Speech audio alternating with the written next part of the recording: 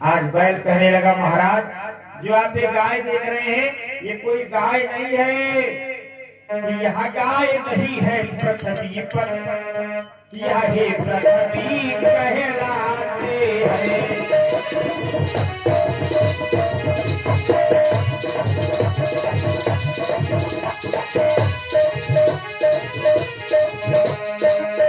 यह गाय नहीं है पृथ्वी पर,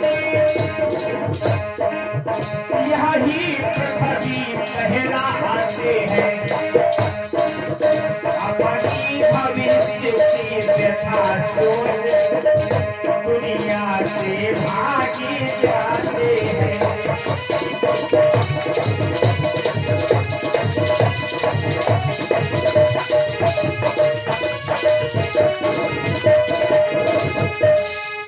आज बैल कहने लगा कि महाराज जो आप ये गाय देख रहे हैं तो गाय नहीं है, ये स्वयं पृथ्वी है, पृथ्वी कहलाती है।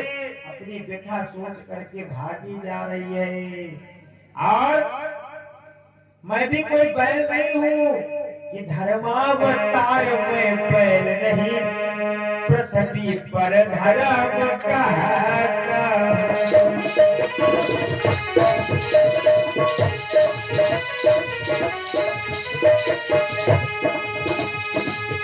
धर्मावतार में बैल नहीं, पृथ्वी पर धर्म कहता।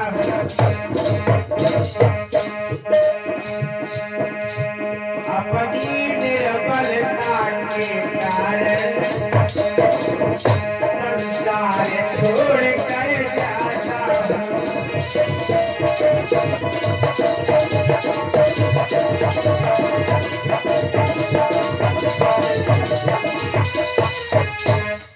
आज बैल कहने लगा कि मैं भी कोई बैल नहीं, मैं भी पृथ्वी पर धर्म कहता हूँ।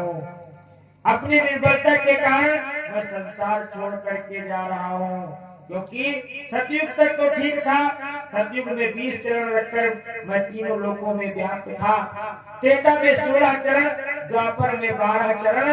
लेकिन जैसे ही कलयुग आया, लेकिन जब कलयुग आया है, आते ही तान दिए भाले।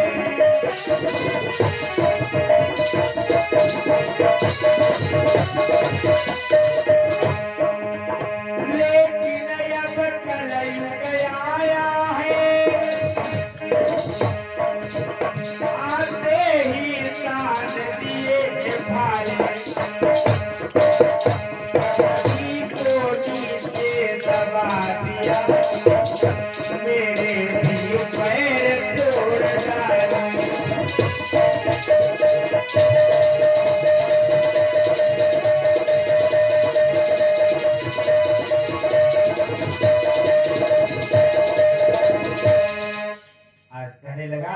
कि लेकिन अब कलयुग आया है, कलयुग ने तो मुझे लंगड़े बना दिया।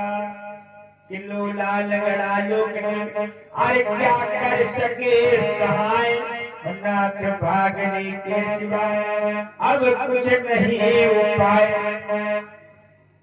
आज कहने लगा कि अब तो इसने मुझे लंगड़ा ही बना दिया है, अब भागने के सिवा और कोई उपाय नहीं है।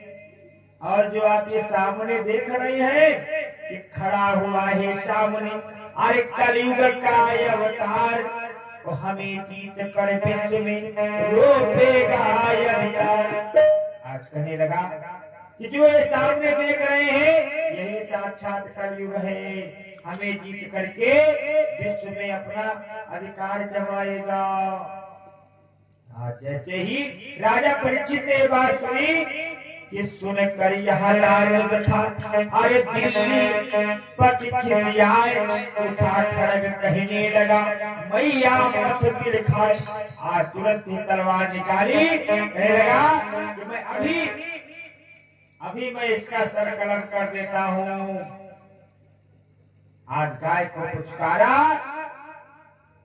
गाय को पुचकार करके आज तुरंत ही तलवार उठाई कि तेरे निंदक की जीभ खींच बात भी नहीं कहने दूंगा।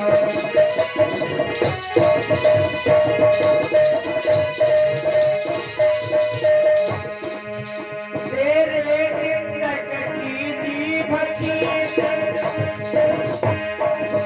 बात भी नहीं कहने दूंगा।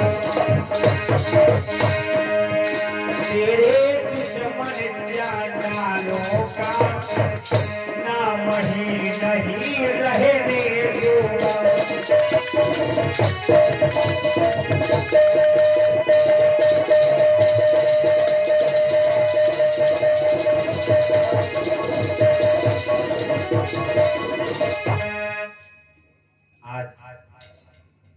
आज परीक्षित जी कहने लगे कि अभी उसका मैं नामो निशान मिटा दूंगा।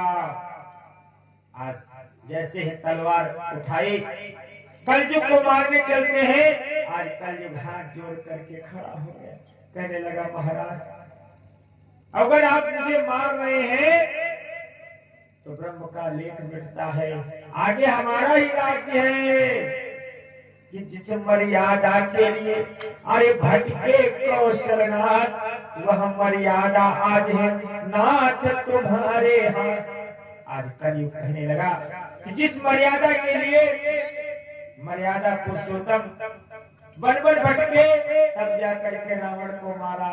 अगर वो चाहते तो क्या रावण को नहीं मार सकते थे? मार सकते थे, लेकिन उन्होंने ब्रह्म का लेख नहीं मिटाया। परीक्षित जी भाई विचार करते हैं, बात तो सही है कि हम ब्रह्म का लेख मिटाने वाले कौन होते हैं। परीक्षित जी कहने लगे सब तो ठीक है, लेकिन इतना भाई अत्याचार न करो हमारी राज। कलयुग कहने लगा महाराज मैं मानता हूँ कि हमारे अंदर अवगुण ज्यादा है, लेकिन ऐसी बात नहीं है, हमारे अंदर गुण भी है। अगर आप सुनना चाहें तो मैं बतलाऊं कि मैं केवल अवगुण खानी नहीं, जो बिल्कुल त्याग दिया जाए।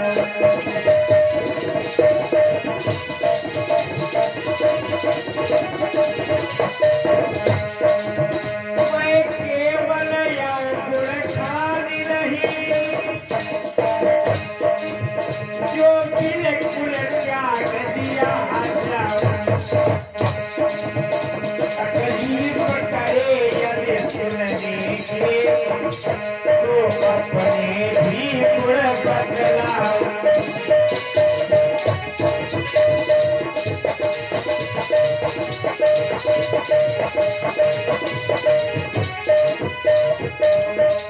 आज कलयुग कहने लगा मैं मानता हूँ कि हमारे अंदर अवगुण ज्यादा है, लेकिन ऐसी बात नहीं है।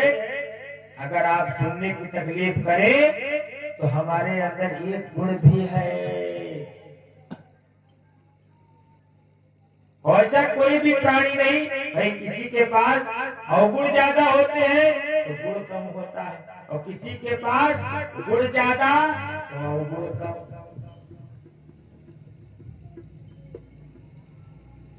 आज कलयुग कहने लगा महाराज हमारे पास एक गुण भी है। तो राजा परीक्षित ने कहा ठीक है, अपन तुम गुण बताओ पहले। अवगुण तो हम सारे सुन ही चुके हैं। आज कलयुग कहने लगा कि हमारा युग ऐसा है कि कलयुग केवल नाम आधार।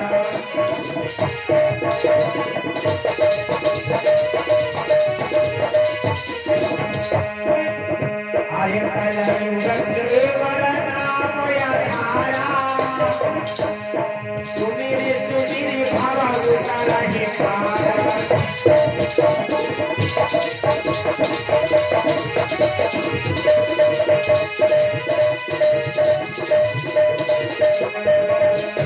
कलयुग केवल नाम आधारा, सुमिरि सुमिरि भव उतरहि पारा।